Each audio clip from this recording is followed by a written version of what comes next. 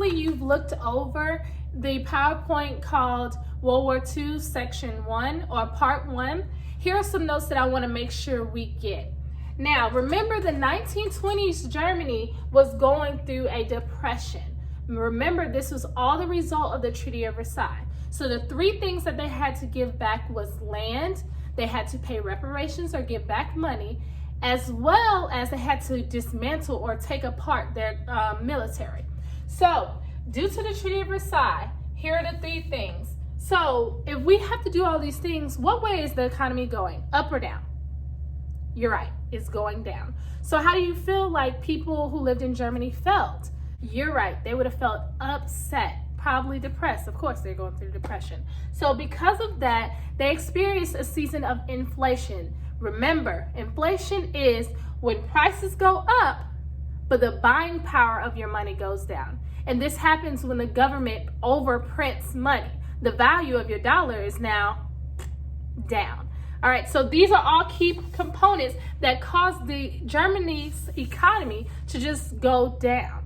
So if your economy is going down and things are looking rough, and somebody says, hey, I can fix that for you, don't you think that you will be more apt to going to what they want, right?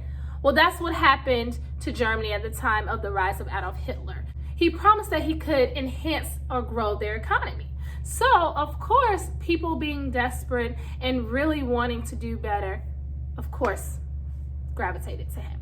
So let's keep in mind, we do have some aggressive governments going on right here. Not just Germany. There's a system called totalitarianism. It's a tongue tie, like totalitarianism. It's hard to say. But if you hear the first little part of the word, it's total. That's when the government has total control over the citizens. So what does that look like? I'll show you. Hi, Mr. Dictator. Can I, tell you that your policies are kind of harsh? No. Hey, Mr. Dictator, sir. I really want to sell apples and I want to make my own prices. Is that cool with you? It's enough for me. Hey, Mr. Government, sir. The answer's no.